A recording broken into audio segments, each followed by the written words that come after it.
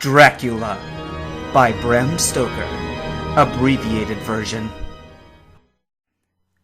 Jonathan Harker's journal. Midnight. I have had a long talk with the Count. I asked him a few questions on Transylvania history, and he warmed up to the subject wonderfully. In his speaking of things and people, and especially of battles, he spoke as if he had been present at them all. This he afterward explained by saying that to a Borya, the pride of his house and name is his own pride, that their glory is his glory, that their fate is his fate. Whenever he spoke of his house, he always said we, and spoke almost in the plural, like a king speaking. I wish I could put down all that he said exactly as he said it, for to me it was most fascinating. It seemed to have in it a whole history of the country. He grew excited as he spoke, and walked about the room, pulling his great white mustache, and grasping anything on which he laid his hands as though he would crush it by main strength. One thing he said, which I shall put down as nearly as I can, for it tells in its way the story of his race. We Sekeris have a right to be proud. For in our veins flows the blood of many brave races who fought as the lion fights for lordship. Here in the whirlpool of European races, the Ugric tribe wore down from Iceland the fighting spirit which Thor and Woden gave them, which their berserkers displayed to such fell intent on the seaboards of Europe, aye, and that of Asia and Africa too, till the people thought that the werewolves themselves had come.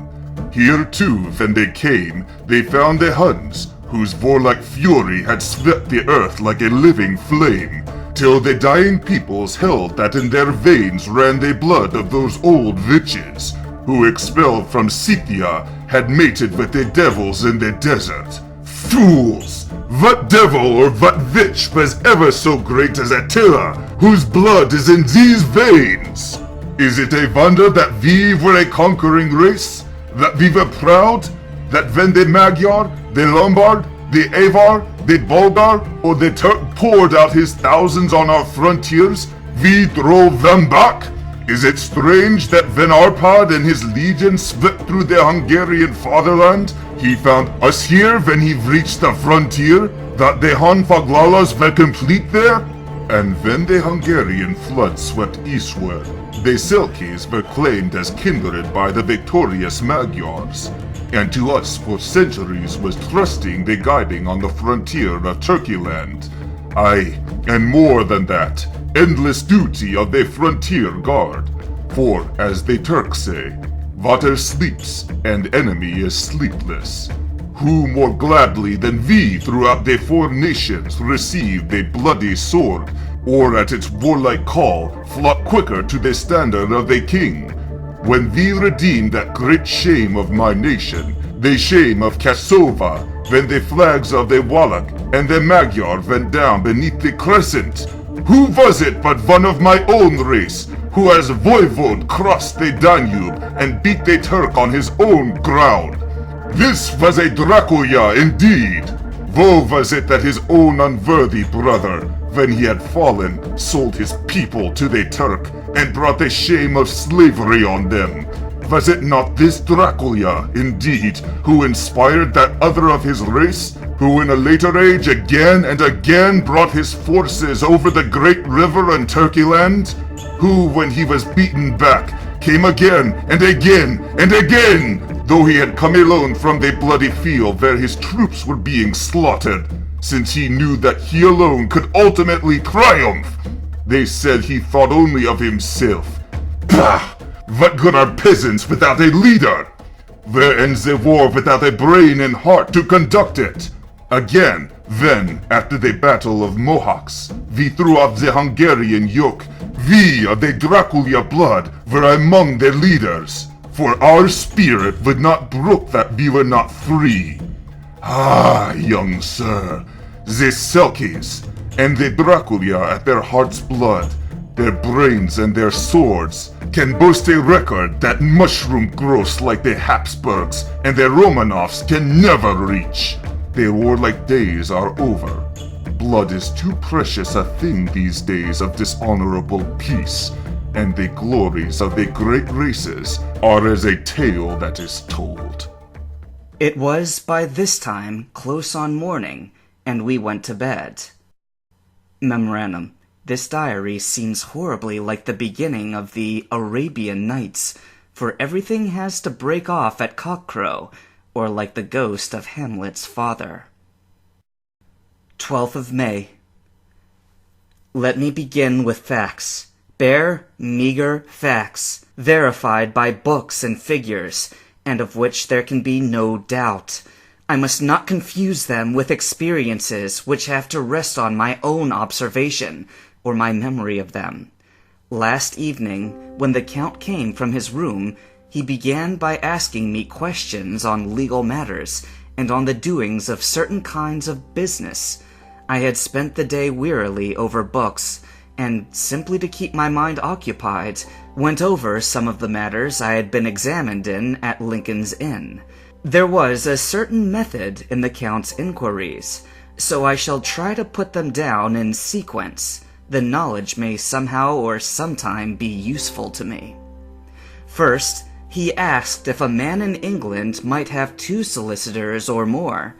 I told him he might have a dozen if he wished, but that it would not be wise to have more than 1 solicitor engaged in one transaction, as only one could act at a time, and that to change would be certain to militate against his interest.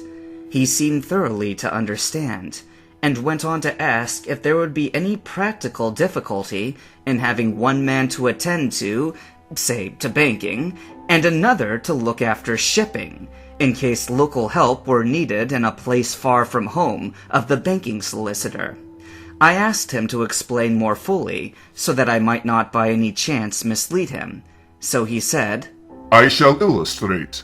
Your friend and mine, Mr. Peter Hawkins, from under the shadow of your beautiful cathedral at Exeter, which is far from London, buys for me through your good self my place at London. Good!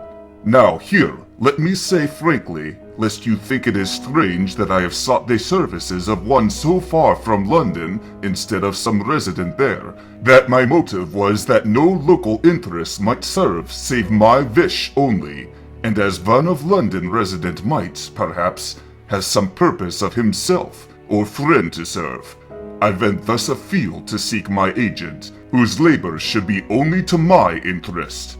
Now, suppose I, who have much of affairs, wish to ship goods, say, to Newcastle, or Durham, or Harwich, or Dover, might it not be that it could with more ease be done by co-signing to one of these ports? I answered that certainly it would be most easy, but that we solicitors had a system of agency, one for the other, so that local work could be done locally on instruction from any solicitor, so that the client, simply placing himself in the hands of one man, could have his wishes carried out by him without further trouble. But I could be at liberty to direct myself. Is it not so? Of course, I replied, and such is often done by men of business who do not like the whole of their affairs to be known by any one person. Good, he said, and then went on to ask about the means of making consignments and the forms to be gone through, and of all sorts of difficulties which might arise, but by forethought could be guarded against. I explained all these things to him to the best of my ability, and he certainly left me under the impression that he would have made a wonderful solicitor, for there was nothing he did not think of or foresee. For a man who was never in the country, and who did not evidently do much in the way of business, his knowledge and acumen were wonderful. When he had satisfied himself on these points of which he had spoken, and I had verified all as well as I could by the books available, he suddenly stood up and said, Have you written since your first letter to our friend Mr. Peter Hawkins, or to any other? It was with some bitterness in my heart that I answered that I had not, that as yet I had not seen any opportunity of sending letters to anybody. Then right now, my young friend, Write to our friend, and to any other, and say, if it will please you, that you shall stay with me until a month from now." "Do you wish me to stay so long?" I asked, for my heart grew cold at the thought. "I desire it much. Nay, I will take no refusal. When your master, employer, what you will, engaged that someone should come on his behalf, it was understood that my needs only were to be consulted. I have not stinted. Is it not so?" What could I do but bow acceptance? It was Mr. Hawkins' interest, not mine, and I had to think of him, not myself. And besides, while Count Dracula was speaking, there was that in his eyes and in his bearing which made me remember that I was a prisoner, and that if I wished it, I could have no choice. The Count saw his victory in my bow, and his mastery in the trouble of my face, for he began at once to use them, but in his own smooth, resistless way. "I pray you, my good young friend, that you will not discourse of things of other than business in your letters. It will doubtless please your friends to know that you are well, and that you look forward to getting home to them. Is it not so?" As he spoke, he handed me 3 sheets of notepaper and 3 envelopes. They were all of the thinnest foreign post, and looking at them, then at him, and noticing his quiet smile, with the sharp canine teeth lying over the red underlip, I understood as well as if he had spoken that I should be careful what I wrote, for he would be able to read it. So I determined to write only formal notes now, but to write fully to Mr. Hawkins in secret, and also to Mina, for to her I could write in shorthand, which would puzzle the Count if he did see it. When I had written my 2 letters, I sat quiet, reading a book whilst the Count wrote several notes, referring as he wrote them to some books on his table. Then he took up my 2 and placed them with his own, and put by his writing materials, after which, the instant the door had closed behind him, I leaned over and looked at the letters, which were face down on the table. I felt no compunction in doing so, for under the circumstances, I felt that I should protect myself in any way I could. One of the letters was directed to Samuel F. Billington, number 7, The Crescent, Whitby. Another to Herr Leutner, Varna. The third was to Kotz and Company, London, and the fourth to Herren Klopstock and Brileth, bankers, Budapest. The second and fourth were unsealed. I was just about to look at them when I saw the door handle move. I sank back into my seat, having just had time to replace the letters as they had been, and to resume my book, before the Count, holding still another letter in his hand, entered the room.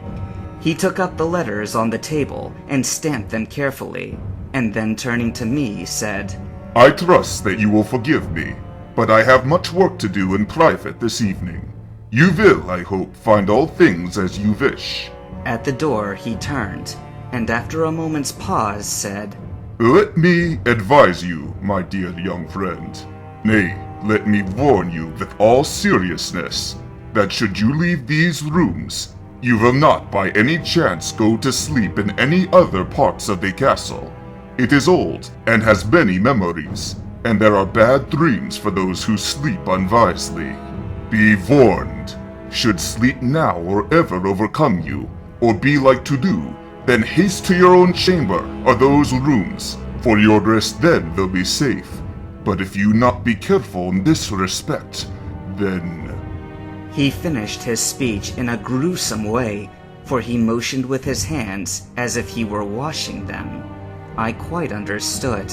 My only doubt was as to whether any dream could be more terrible than the unnatural, horrible net of gloom and mystery which seemed to be closing around me.